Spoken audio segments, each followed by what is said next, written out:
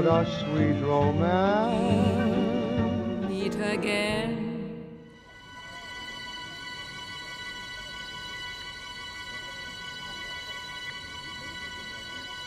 When we put out the notice that we were doing a roadshow special on entertainment, we hoped beyond hope that we would get some wonderful film props.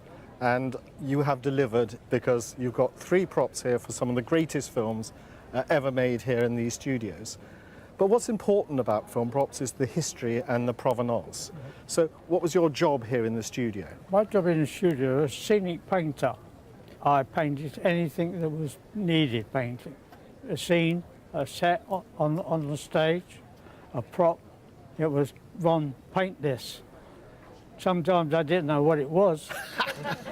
I wouldn't know what colour to paint it, but I would paint it and I would get an okay from an art director. Oh yes, that's what we want. So we have the iconic mask, Darth Vader's mask. Which series was this one from? This was the first Star Wars in '76. I started in January and this came to me a fortnight after I started work. And they said, spray this one. They showed me a drawing and I painted it. So we moved from Star Wars on to Raiders of the Lost Ark, and here again, a really important prop because it was the one on the staff of Ra, I think it is, Yep, isn't it? And it's how they discovered the right location. This was brought to me. I did 5 of them for different scenes throughout the film.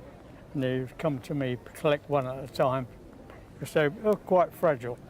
I painted the actual ark itself, big gold ark. The actual ark itself? So that's the same process that I used for the ark. And the ark, I think, is now in a private collection. It's in George Lucas's shed. I think in it the is. garden. But again, film used. Yeah, film used, yes. And finally, the axe. The axe. This came to me, I did 14 months on The Shining, and this came to me towards the end of the film. So this was the axe actually used to batter down, Jack Nicholson battered down the door. It went right through the door and got caught on the other side. When they pulled it out, it damaged the edge there, it cracked it and became loose. So it couldn't be used again. I was going to make a fiberglass one to copy so they could use it safely. So basically, this is the original one that battered down the door, and the fiberglass one that they could carry around and it's not so heavy. So how did you come to keep such iconic pieces?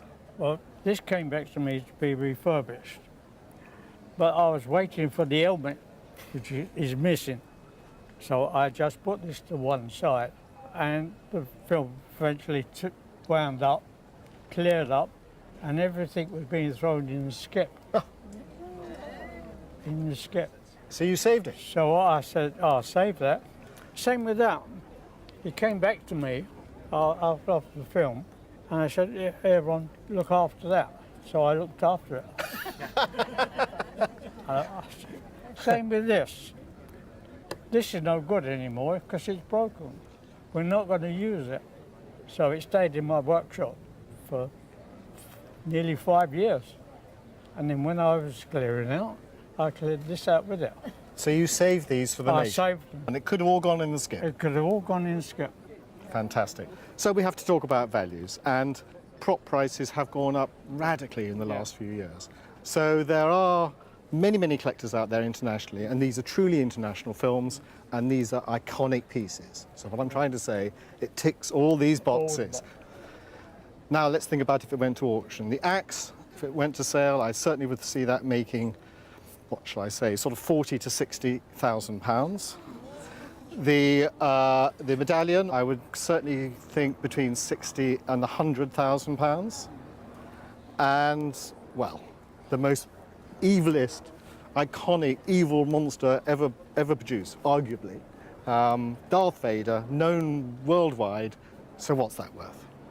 If it should come to auction, 150 to 200,000? Quite nice, quite nice. So what does that make? $250,000, is that? Yeah. Low estimate, 350 top in? Yeah. The best props I've ever seen. And where did they go next? to my grandson. To your grandson. What a wonderful thing.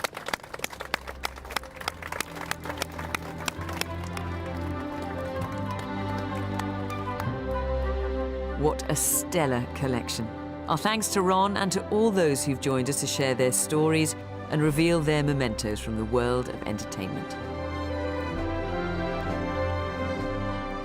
Well, that is an incredible bequest from your grandfather. Yes. Did you know he was suddenly going to hand it over to you? Not to me. I assume they will stay in the family, but not say directly to myself. So what do you think? That's great.